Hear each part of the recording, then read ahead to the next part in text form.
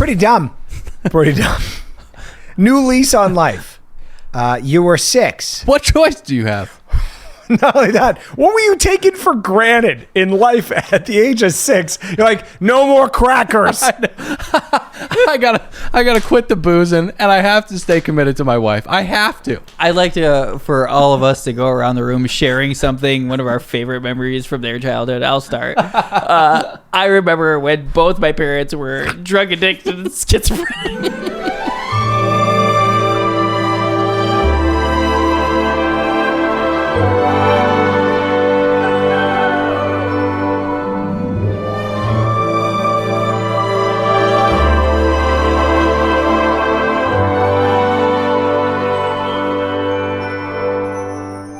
Hi, hello, and welcome to another brand spanking new episode of another Bachelor podcast. Listen to your heart edition.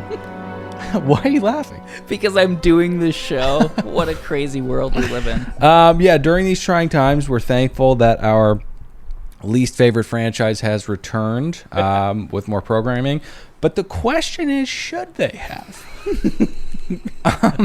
Before we jump into this tale of love and music, let's jump into some. I think we should do general thoughts, like how we feel moving forward. What are our expectations for said show? Just that I actually think Batch Nation may eventually secede from these United States. Yeah. Now they just put all of ABC's, the Mouse's shows in a blender, and we have this beautiful mishmash that has had me on the edge of my seat, to be honest. Yeah. Because it's like, who's good at singing? Who's not good at singing? Many of them.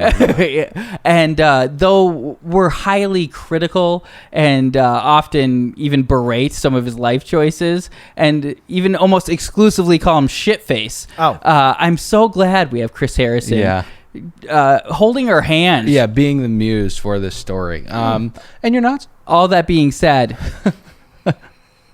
I mean, if you got some rent, you got to say it. Even though I said all that being said, that was a bad segue. I'm actually going to say 84 knots. I really 84 knots. I really enjoyed this. I think you're right in the right ballpark. Pat, go for it. All right, I'm really excited to give my thoughts and knots here. Okay. I think the show gets off to a bad start with Harrison, actually. Okay. He comes out, he compares this love journey that all these people are going to go on to the film A Star is Born. Right. Which I don't think I have to remind the audience is where two people fall in love and one of them ends up hanging himself by a belt in a garage. Yeah. Don't forget the dog scratching at the door. If you guys don't think that's happened to Colton Underwood, you guys don't know people. Oh, you mean he will eventually hang himself? Yeah. Oh, okay. Here's one of my another problem I had with the show. Every one of these singers on here, because I just finished watching the episode, they do a soulless whisper voice imitation of Jason Mraz. And let me just say this. The world barely needs one Jason Mraz, never mind 20 of them, okay? I don't know about barely. Nothing unique about any of these people. That being said, I'd love to see them bang 38 knots. Okay, Patrick. Jason, you'd love to see Jason Mraz? No. Okay, so this spinoff, you gave your knots, right? Yeah, 38 knots. Is there some type of cricket? Yeah, there's a cricket. There's a cricket. We have to be rid of this animal. We can't have that. Why? What is that? That's not in here, is it? No, it's just a cricket. It's gone. He just understands production. Yeah. And Patrick's energy. Cricket's like, oh shit, he's back. Quiet. He's up. I'm so glad you brought up how he referenced Star is Born. I felt like that was like breaking the fourth wall. Right. Like, I didn't know if that was going to be a thing. Like, clearly that's what they're going for. They're trying to piggyback off the success of this movie. Clearly. And like 2 years too late. But right out of the gate, they're like, yeah, this is what we're trying to do. And then later we have a conversation. People are like, oh, you love that movie? I love that movie. Mouses. I don't know how Disney is attached to that movie, but I guarantee Disney is attached to that movie. You think? Oh. This spinoff is a bad idea. I am close to mortified that it is our duty to cover it, just like you.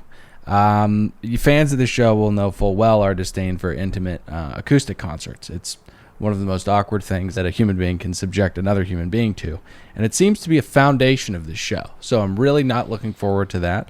I'm gonna give it 84 knots too. I think you're right on with that. So Hey, hold on before you That's move wild. on. That's why. Don't not acknowledge the fact that we gave the same amount of Same nods. score. Hold on. Happen often. I want to revise my knots. I was reminded.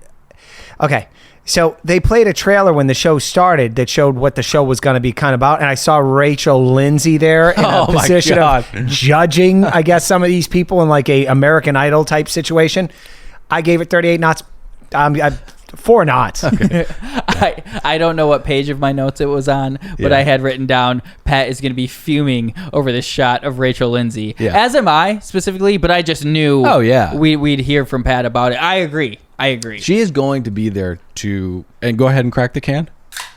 She's going to be at these competitions to what can only be a judge of love. I mean, she's not there to judge the singing, so she's probably judging how in love they look or something like that. It's going to be so infuriating to see her on this TV show. But I will say you're a tough critic, because even a preview within an episode, not even the actual episode, is 4 knots because of that. Okay, so before we get to said package on the next chapter of the Bachelor franchise, let's get to Chris breaking down the ethos of this show.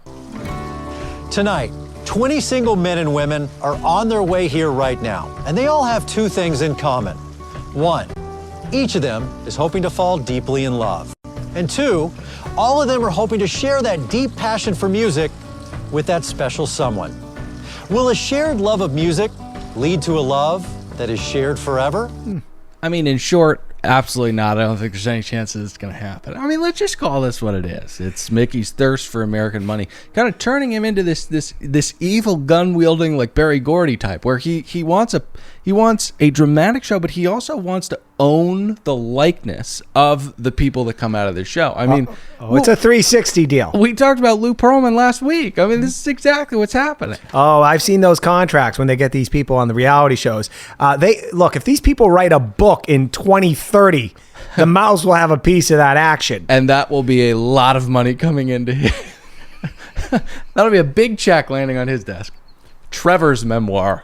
It is essentially slave labor, the contracts these moguls lock these people into. I mean, if you compare like what a slave did for like minimum wage work. Very, very uncomfortable with where you're going. Not me. Go ahead. I just think it's very apt. It may be maybe not appropriate. Very uncomfortable. But it's about minimum wage work. So you're getting like $15 an hour to zero. Okay. These people are making millions, hundreds of millions, and getting paid dimes, or I mean pennies on the dollar. Pennies on the dollar. Why did I say dimes? Hey, Dylan, in that clip there where Chris Harrison was supposedly kind of laying out how all this is going to work, glossed over one important rule that they have here, which I thought was the most fun one. Right. Which is if you ain't fucking, you're trucking. Wait, he didn't say that. He didn't say that. I thought, I was like, I watched this on 1 time speed and I missed that. Yeah, it's almost like it wasn't there. Chris Harrison has that bumper sticker. But speaking of the rules, this is anarchy.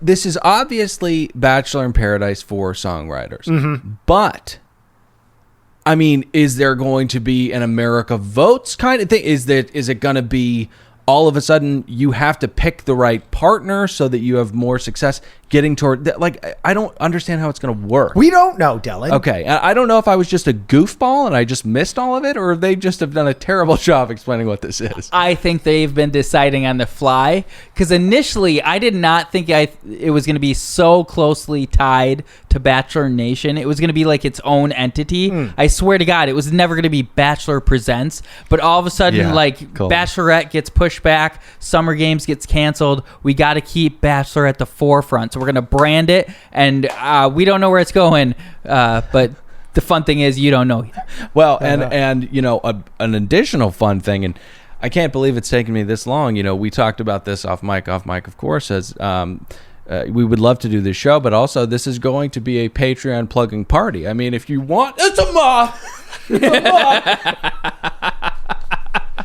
Let him live. What a day to forget that camera.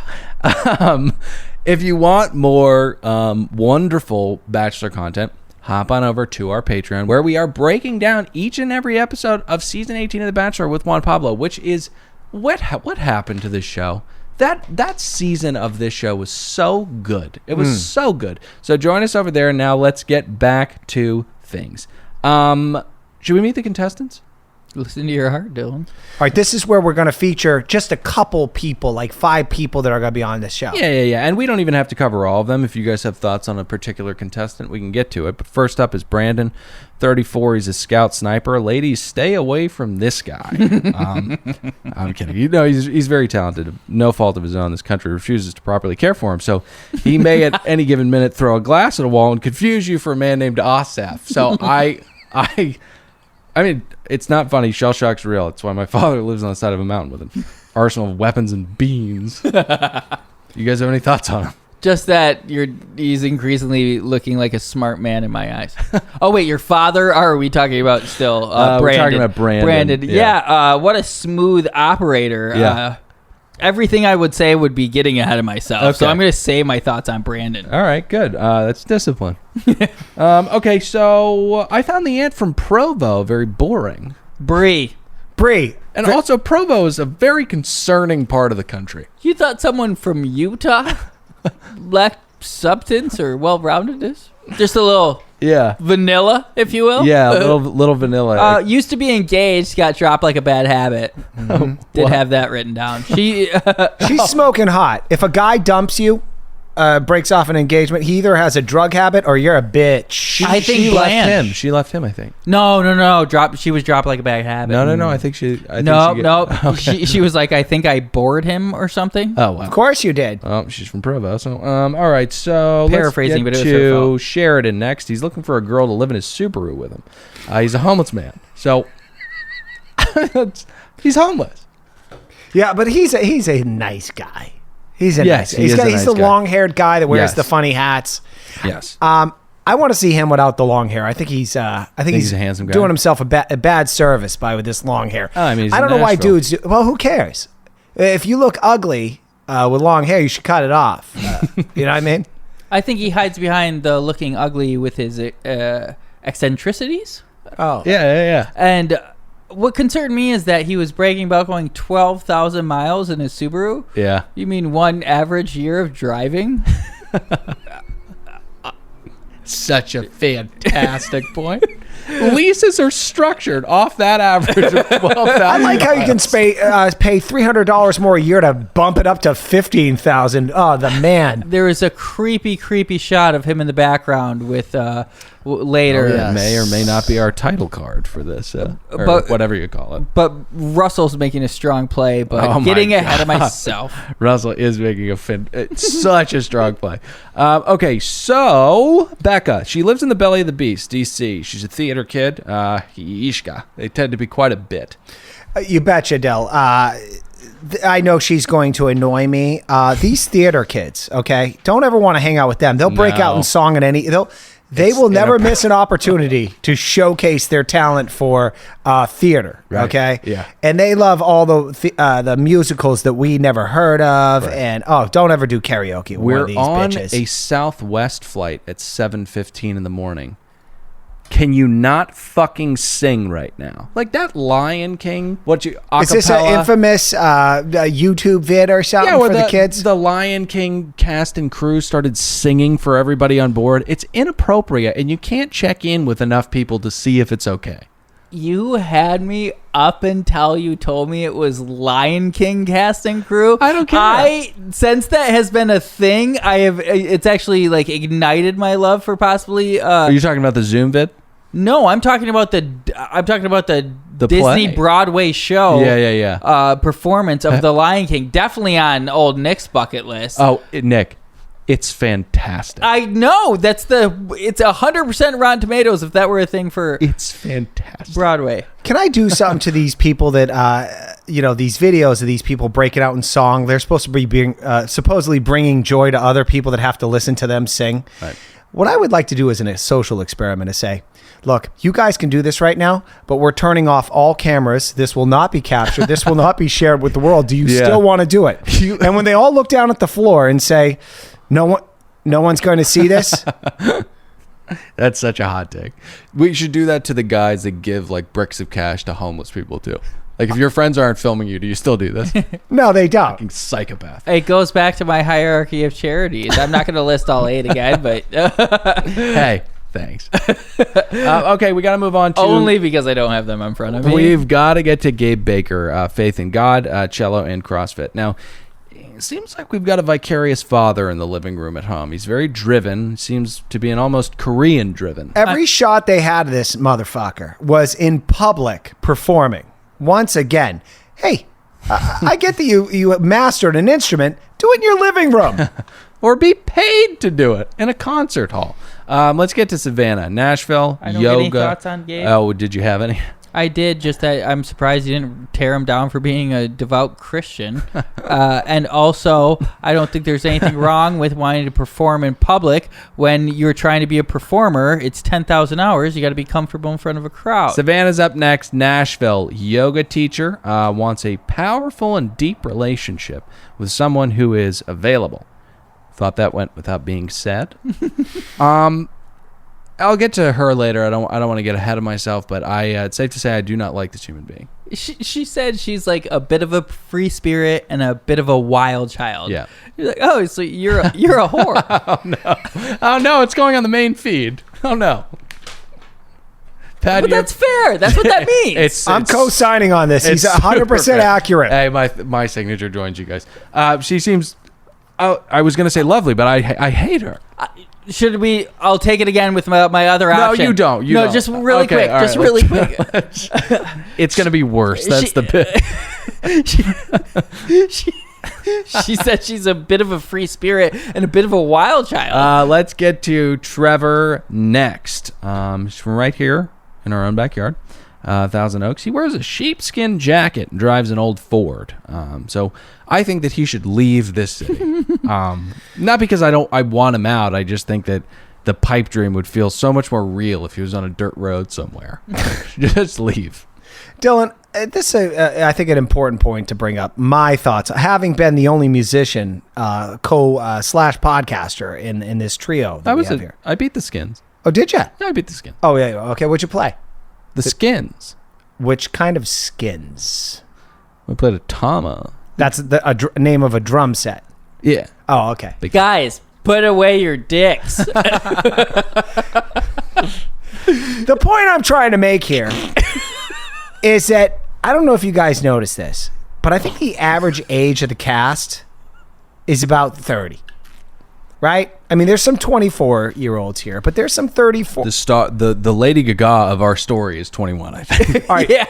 Yeah, there's a couple 21-year-olds, but there's also a lot of 34-year-olds here, Right. Mostly male. Okay. When I was coming up in the music biz in Los Angeles, And give us some of your credits. You played on with Ally McBeal. Of the ones Yeah. we saw, I just want to say we got 28, 27, 25, 28, 25, 29, 21. So average 24, 25. But not true. There are a lot of 34-year-old people here. One of them was a security guard, and he listed that as his occupation. was it Michael Todd? As a musician in Los Angeles, when you were 29, it was like you were, well, this film you probably don't know, Logan's Run. That's a film where you die when you're 30 because you're too old and they kill you. Oh, wow. The rule was you'd have to hide your age or lie about your age if you hadn't made it in the music business Like by 29. Beyonce. Exactly. Right. But she made it much younger, so Yeah, she she got did in. because she's a star and a You get grandfathered in. Generational talent. If you have a hit and you're before 30, you get to move on. But if you don't get to show up at the clubs anymore. Everyone looks at you like, look at that sad person dragging his amplifier up the stairs to put it on the stage. Yeah. Don't talk to him. Make him feel bad so he never shows up here again. Right. And we would do that. But then you become the 29-year-old. July, August, September. I don't know when your birthday is. I'm just throwing out months. But you're thinking, I got to make it and have a music video on MTV or they won't allow me to show up here anymore. Then you turn 30. Hey, Pat. Yeah. This is taking forever. Oh, Jesus Christ. I didn't think it did. I was literally just opining that Pat did not pursue his career in music because he attacks everything he tries with such vigor. That he would never fail at being a musician. He's so pretty. I don't want you to put a bullet in your head. Aesthetic often, and I think he's handsome, but you really comment on his aesthetic a lot. I've seen that. Do I? I mean, I think it's just. He knows I it. found that picture of him covered in cum in your car that one time. Every picture of Pat looks exactly the same. Okay. Not that photo. Can we please fucking move on? I did not come on any pictures of Pat. Main feed! Despite his brief stint on American Idol, I would implore Trevor, get that contractor's license, buddy. Just fucking get the license. Your life will be so much better. Okay, let's move on to the apple of his eye. That's Jamie, 21. She's been on 100 dates. Gets cheated on a lot. Tone it down on the blush. You look like Raggedy Ann. Okay. Whoa. Oh, I think she's beautiful, but I don't like makeup think she's in very general. beautiful. It's just too much makeup. Everybody's wearing too much makeup. I was like, is she going to come out and she's a burn victim? Okay, so That's on my notes. That wasn't off the top of the head. No, I know. You could have the N-word written on your notes. It doesn't mean you should say it. And you would never have that written on your notes. Okay, so moving on. She will be our first arrival, but really quickly. Oh, there are cops. There's somebody fleeing from the police outside. I was joshing about that earlier. Okay. Remember when I joshed about that? No, I don't. I want to move on so badly, but the cops are out there doing their jobs. Someone's probably outside. Are they just doing donuts where we are? Jesus. Before we get to the mansion, we get a selfie vid from this guy. You look... Matt seems like a nice guy. We'll learn that he's a... how do I put this? Scum of the earth. Yeah. I completely disagree. Scum of the earth. Completely disagree. You and I are going to fight over that. All right. I will... I know exactly what you're going to say, but just be a better human being. But we'll get there. So where the fuck are we? This is not the mansion. Did you guys... it is not the mansion. I think this is in Thousand Oaks. They did a pull-away shot where it showed like the landscape. Yeah. This is is nothing around This it. is like Westlake. It's close to the mansion. I'm shocked. I didn't know that difference. Like, when they pulled away, I was like, oh, they proved it to us. But wow, I'm shocked. But I was on heroin when I was watching. I thought that would be the cheaper option to go to the mansion that they already have. I had a joke about it being literally low rent. But now that goes out the window. Okay. So Jamie will be our first arrival. Do we have any highlights from this first little cocktail party? We've got Ryan, Jamie, and Matt. Matt thought he was going to meet Chris Hansen because he doesn't... Sure. He's confused by, I guess... Do you believe him? No, not at all. I thought it was full of shit. You know you're going on a show. You are a complete narcissist. You're trying to make it in the business. Right. You don't do some kind of investigation about what show you are. Investigation's a huge word for knowing the host of the show that you're going on. And if you're a fan of Chris Hansen, you're a fan of investigation. Chris Hansen, Catch a Predator. Mm-hmm. So good at that show. Right. I don't know if the TMZ audience fan. knows this. Chris Hansen, as of 2017, offered a promotional memorabilia as part of a campaign that donors claim that they never received. Basically, Chris Hansen did a grift here. I think he's doing a little crystal meth or something like that. Can I add a little addendum to the story? Please. Sure, it'll continue with our fan favorite segment, checking in on Chris Hansen. He's not doing bad, actually, all things considered. Some of his poor choices he's making. Mm-hmm. But in March of 2019, we had him on a show that I worked for, and we flew him out because the host was such a big fan, put him up in a hotel for 2 nights. Guy tried to stay 5 and charge hundreds of dollars of room service. They squashed the beef. He said it was a misunderstanding, but no, he was in a bad way. He was bouncing checks to memorabilia guys and fucking up his life. But honestly, I don't think it was crystal meth. I think the man has an obsession with fame. Do you guys think that we could shut the fuck up about this now and move on? Sorry. Okay, so Savannah walks in next. She says that guys kind of flock to her, and then she weeds them out. Then says that if she needs a pretty face, she'll go back to her modeling agency. So, safe to say, I'll say again, I do not like this person. I I look forward to alienating some of our listeners because of the things that I say about her. I do not like people who are failing in life that are this rude and cocky about what they have to offer, because you've offered nothing. You're a yoga teacher. Well, Dylan, what you're pointing out here is kind of the levels of narcissism, and there is no height that they cannot reach. This Mel chick, the purple-haired Asian girl, she walks in and she says, when I showed up here, I was just waiting for someone to come out of the corner and say, you're unpunked. One problem with that, Mel. This is in 2004, and you're not famous. I knew you were going to have a problem with the time. It's not on the air. I knew you were going to have a problem with that. I also had a huge problem with it. She said she thought someone was going to come out and punch her. Ashton never laid a hand. He never did. On the game or Mekhi Phifer. Bizarre Justin Timberlake. Mekhi Phifer. That was my favorite one outside of the paintball. I think what a show. The game is my favorite. He threw a chair in wet cement. Didn't even know he's being punked. He thought Zach Braff was the best one. That was the best one. There was a 8-year-old that spray painted his car. We cannot talk Bizarre about this. cried. Bizarre cried. We have to move on, but do want to let everybody know that the show's coming back with Chance the Rapper at the helm. So it's back. Quibi, right? Okay, so Quibi. I don't want to talk about Quibi. I'm going to get really angry if we talk about Quibi. So Ryan tells Jamie Give it a chance. So Ryan and Jamie sit down and have a little chat. Now, Pat, you wanted to highlight something here, did you not? Sure. Now, I know everyone's nervous. Okay, these are people showing up. Their whole dream was to be like people with cameras around them and playing their little horrible songs or whatever. Yeah. I don't think they do a really good job with the first interaction here. Okay, so this is Jamie and Ryan, and she asks Ryan, hey, Ryan, tell me a great memory from your childhood. Now, this is meant to be like a positive thing, I think. And this is his answer. Here we go. Ask away. All right. What is a really good memory you have from your childhood? Oh. So I had seizures when I was really young. And I had brain surgery when I was 6. Oh my God, and kind of, no. It was awesome. Pretty dumb. Pretty dumb. New lease on life. You were 6. Pat! Every once in a while it happens. What choice do you have?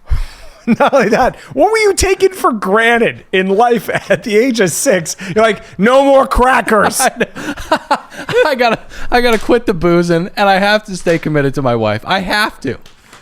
I'd like to, for all of us to go around the room sharing something, one of our favorite memories from their childhood. I'll start. I remember when both my parents were drug addicted and schizophrenic. Will we get to keep this in? Yeah, I don't care. Yeah, I know. I think it's really funny and sad. I think my probably my brightest childhood memory is the first time and only time I saw my father cry when he told us that him and my mother were getting a divorce. I was 11 and I just thought the world is going to be more open to me now. Pat, you've got some zingers. Horrible childhood. Your favorite, though. Oh, my favorite. All right, well, if we're going to keep the same, I don't know what you're talking about. You don't have to one-up us. In fact, please don't. No, please. Your favorite memory from a childhood, just like we said. My first memory is my dad leaving the house, and he decided to pick up all the potted plants in the house and start throwing them at my mother. I said don't one-up us because it'll be too sad. At some point, the 21-year-old Jamie says that she's been waiting for this kind of love her entire life, which, if you're doing the math, is 21 years. So let's get to Michael Todd. Walks in a stunning leather, confirms the color of Savannah's eyes to her, and kind of with her, kind of like a blue-greenish. She's like, yeah, you got it. I can't put my finger on this guy. Does he want to be a comedian, or does he want to say... I couldn't get it. He looked like Stifler to me. He's a wannabe. He's one of those memes, like what you order and it's Jordan, the model guy that became like he was like the Demi of the boys. Right. Oh yeah. But what you get in the mail is Waboom guy. Right. Who everybody literally would put a bullet in his head if they saw him on the street, which I think is too much a little bit. He's just a failed comedian. You think it's too much? Don't do that. Okay. We're people, everybody. If this is any indication of the kind of talent that we're going to see on this show, I I don't think it is. I think that he is the Waboom character because this is not good. No, it's not good. It's objectively not good. So what makes me want to throw up even more from this Michael Todd song was the support that he receives from his fellow contestants. These are improv nerds. They're improv nerds. This is the kind of, yeah, man, like kind of cheering. Very supportive. It makes me nauseous. So if you've ever gone out to see an improv troupe, and there's only 3 people usually that show up to these things. That's not true. It's true, 100% true. UCB Franklin is a very fun time, but it can be so bad. Oh, 100%. It can be so bad. You do everything you can to invite everybody they know that lives in the same apartment complex as you do. And they all show up there, and you watch these people on stage, and before they're going to do their little exercise, they all like huddle and clap and like energize each other. Is that what you're saying? This energy? Yeah. I've heard Walmart does that before the store opens. They've got a weird chant. True story. Okay, Cultish. so let's sit down with Savannah and Mike T.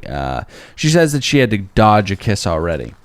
Hey, Savannah, you sat down with him almost like you kind of crave attention from men and then pretend like it's not the most valuable currency in your life when they give you said attention. I don't like this person.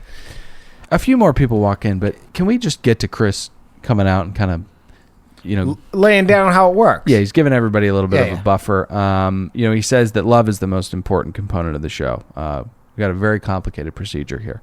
There are going to be dates, date cards, roses, and rose ceremonies, which is very foreign to, I think, us and the audience. But again, let's just call it what it is. It's Bachelor in Paradise, but open mic edition. Can I reiterate how happy I am that he's here to hold my hand through these uncharted waters? All right, so 12 guys, 8 girls. Right. And let me remind the audience, I know this is crass, but it is a steadfast rule. No fucking, you'll be trucking. Okay. Alrighty. So they explore the house. Do we not have enough square footage for single beds? I don't know why we have to bunk everybody. It seems like a huge estate. Dylan, maybe this will be a fun trope later. Like, group them all together, put the cameras in there, we'll get some people talking shit. Imagine if you spread them all out. It's a psychological tactic. And also, why waste that extra square footage when most of these people are gone immediately? That's another great point. We're not giving more space for Russell, all right? That's a waste of dollars. Poor guy. So we're in a pandemic, you idiot. The guys and girls go around and talk about which ones they like. Should we skip this entirely? Yes, 100%. Okay, so a little bit of mingling goes on. Julia and Sheridan have a nice little chat, and she drops a line that is perhaps hilarious, perhaps insane. Have you been outside yet? No. I love outside. Here, you want to show me? Yes. Who doesn't love outside? Who doesn't love being outside? There's trees out there and air. I thought it was incredibly prescient considering what's going on. The courage of these people, or rather the stupidity to film a show like this in these trying times. I mean, it's just everybody's kissing each other. Nobody's wearing any protective. I almost didn't want to do this show because of how irresponsible ABC's being. Anyways, actually, Disney is at the forefront of encouraging social distancing, hence why UFC 49, despite Fight Island being secured, was shut down. Yeah. Disney and Dianne Feinstein. Nick Look, I'm doing it. Now I'm doing it. Okay, so we talked about the dreaded disease with Colton's charity, that is cystic fibrosis. She says that she has a charity because she was diagnosed with this disease. It's drowning on land. But he's very impressed by her. He says that he feels like an underachiever in her presence. Well, that's because you're homeless.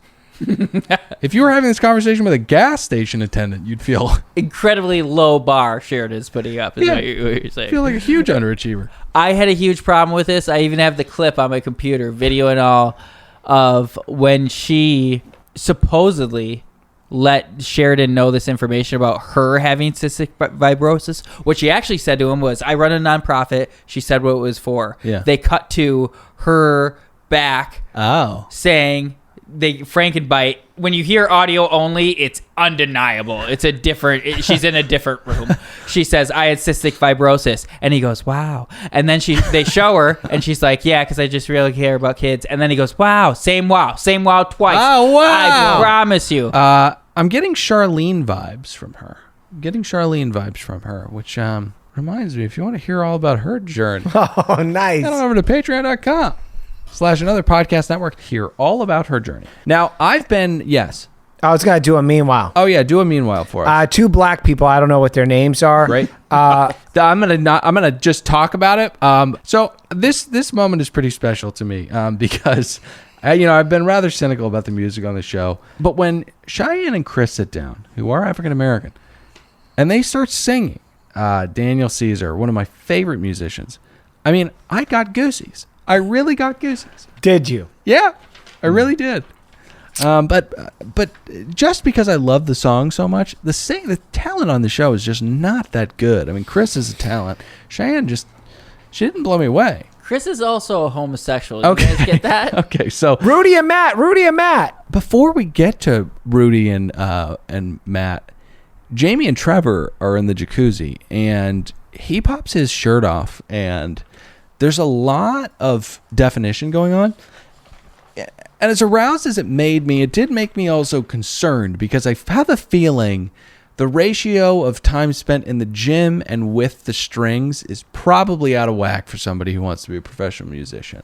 I don't know what you guys think, but I think he's hammering tires more than he's hammering the guitar. All right, so Dylan, what you're saying is he's spending more time at the gym as opposed to playing music. Yes, and working on his craft. Right. Those two don't usually typically go together. Those two do not. I mean, you can have rail thin and toned like Morrison and Robert Plant, but you have to have access to a tremendous amount of really good cocaine. I think that's a great take, actually. Thank you. I like my skinny guys up on stage with their shirts off. Right.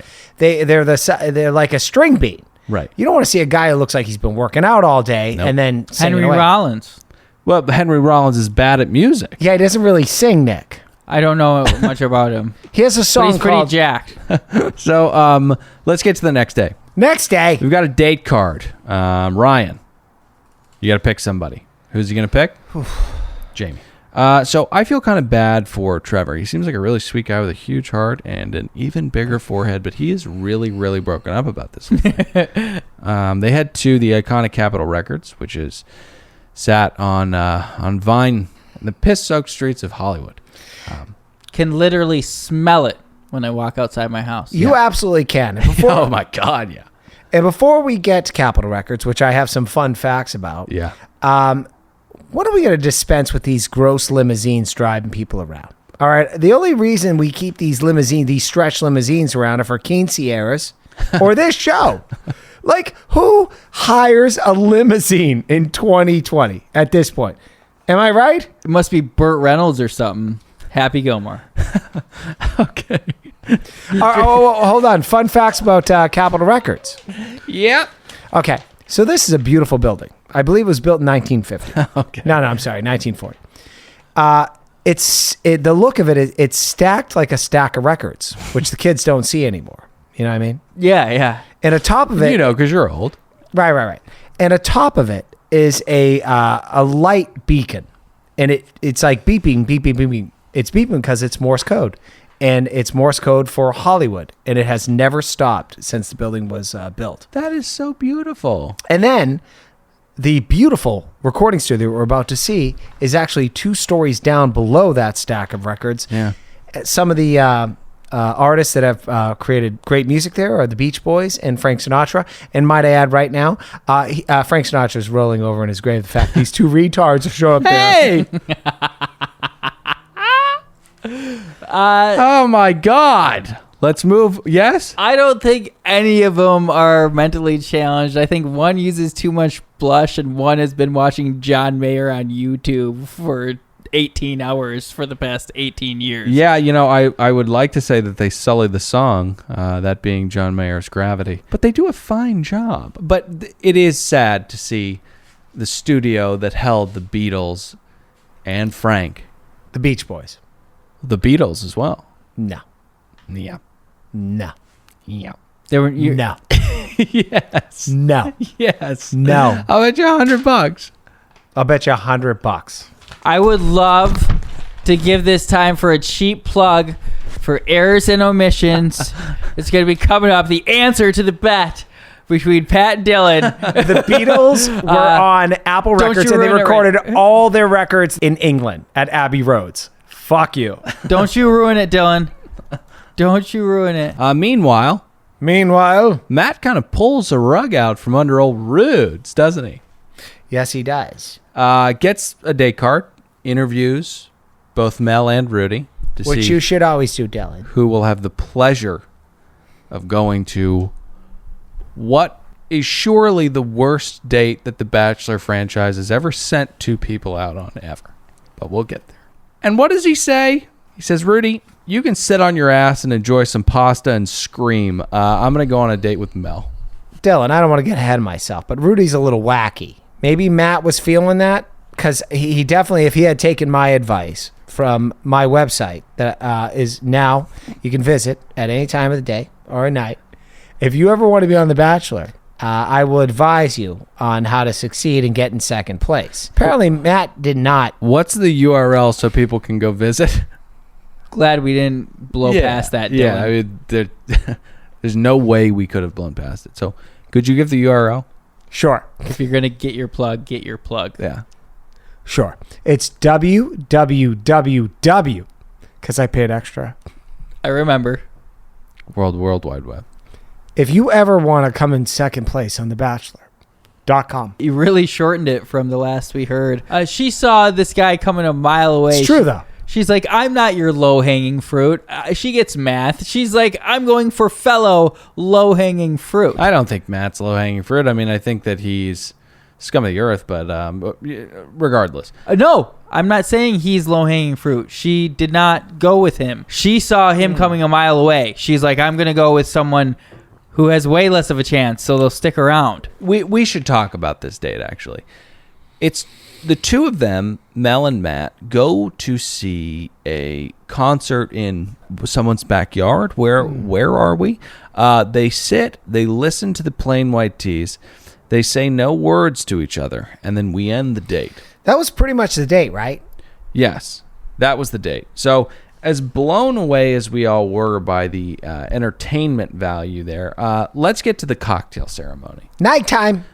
Trev with the shot call very early on. Shitface comes in and says, how you doing? He says, well, everyone, I'm very concerned about going home because I've put all my time into Jamie, and she went on a date today with not me, so I'm a little concerned about that. I'm surprised everybody didn't turn around and go, Jesus Christ.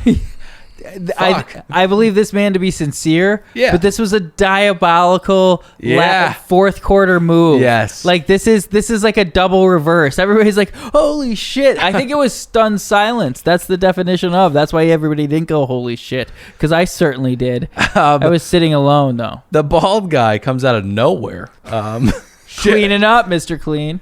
Sheridan, sees her sitting with this man, this hit man, This Professor X Yeah. of our competition. Nice. bipedal Professor X, and Sheridan realizes that he has to take her away from him immediately. How could Professor X not think hard enough to be able to walk? That's a good point. He can move everything around him. That's a fantastic point. But Sheridan does succeed in taking his Julia away from the leader of the X-Men, and decides that he's going to assault her with a song that is not yet finished. It sounded finished. No, it sounded. This is what I'm saying. Like, if you're, I just don't know if you need to pick someone who's really good at singing to guarantee that you last further in the competition. Because I would not hook up with this guy if I was Julia. He's just not that good. And he's homeless. So evidently Matt didn't do too well with Mel at the Plain White Tees concert. So he's going to quote double back to Rudy and get a rose. He does a fantastic job. You look so good. Okay, no, so Yeah. before you get into any of that, okay. like, that's fine. I'm just gonna cut you off so you don't waste your breath. This is what I'm upset about. Let's talk it out. We literally sat right there, right? Yeah. And what did you say? Like, do you remember what our conversation was, or no? It's a bit of a blur. Kind of. Yeah, I expected that answer. Sorry. I'll remind you. Okay. We just sat down and you were like, I want to take you on the date. Mm-hmm. You forgot that? No, I was. Did I say I came out and said that? Well, no. I mean, I was at the time. I was still trying to figure it out. Okay, but you didn't say that though. Hold on, but you didn't say, you could have sat me down. This is my problem with the situation, because you sat me down and you literally just said, I want to take you on the date. That's what you said. That's what you said. Rudy, I think you're misinterpreting what happened. How do you not? That was like this is the tiniest conversation, and you somehow just completely left your brain. Well, Rudy, listen, honestly, if I worded it poorly, I'm sorry. Like in the worst way. Rudy's a little nuts here. I love her. Break the tie. I agree. I loved her. She gave him the business. She was bodied him. You will not be running game on me. Fucking 8 girls, 12 guys, you idiot. Thank you. It's a numbers game, you fool. Why do you think that you can do this? She said the first thing that he said was, hey, we're still getting to learn each other. Basically, his argument was, you're misrepresenting or misinterpreting what I said to you. Okay? He said, I'd love to go on a date with you. And then they had a conversation. Okay? So Patrick, what are you doing? A little spin. Why are you doing that? Why are you defending this man? Well, I think Rudy's nuts. But also, if we had the clip from their conversation when she thought she was getting the date card, it actually was, unless there was something said off camera, it was very ambiguous. She did this thing where she like accepted something he didn't say, and she's like, my ideal date would be watching a scary movie after I cook you pasta. One of the things I don't like that Rudy does, but don't get me wrong, I am a fan. I want to see her move along in this process and hopefully see her on an island. She has one of the best voices. She has an insane voice. Yeah, it's okay. No, it's very good. I don't like how she proceeds to trash Matt with the other girls. What do you expect her to do? You're right. I do the same thing. Okay. So, the unfortunate part about this whole thing is that she begins bonding with the serial killer Michael Todd. To remind the audience, Michael Todd is Stifler. He's the Stifler comedian guy. He's disturbing. By the way, never get cornered by this guy at a cocktail What is party. this kind of? Is this a psychological condition? What do we think's going on? He needs attention. He doesn't know who he is. No, but there's a. We have been heavy on the plugs for Patreon tonight. Yeah. But we cover Below Deck Sailing, and there is a young man with ADHD on the show. Right. And I think that's what we might be seeing in Michael Todd. Yeah. And again, I said it on there, but in Intro to Speech, freshman year of college, I did a speech on the overprescription of ADHD medicine to young children ages 10 and under. But I did not say in that speech that no one needs that medication. Michael Todd needs that medication. He made a fool of himself tonight. You're going home. So not to get ahead of myself. Jamie hangs with the dude from Bourne's, and then Trevor pulls her. Listen, he's an absolute sweetheart. He tells her that he's not trying to put pressure on her. He just wants to hear her talk. So he lied. Great take. Absolutely. Great take. And it turns out that this guy's a scumbag. He is Jed 2.0. He's Jed 2.0, but we'll see if he's as big a piece of shit. I have a sneaking suspicion that he is, because once again, it looks like a lot of time is spent in the gym. A lot of time. You should be writing more songs, buddy. You tell me if I caught this, but doesn't she tell him at some point that she can't always tell what he's thinking? Which would make sense because she's only known him for 4 hours. Great point. Pat, that's a fantastic point. I feel like I don't know you. So let's get to the rose ceremony. This is where I'm a little confused. We've talked about it, but I think the show has a branding problem. Is this a final coupling? Is this a final coupling? No, they're going to switch it up every week. All right, good. Because you got to pick the strongest ones. I think I really think I'm onto something there. You got to pretend you're in love with the best singer. Fake it. That's why psyops like Cheyenne are there to keep the real pros around. Yeah. Shit will happen. Okay. Forgive and forget. So, Pat, we need a roll call. All right, Dylan, I didn't catch a lot of the names. Oh, my God.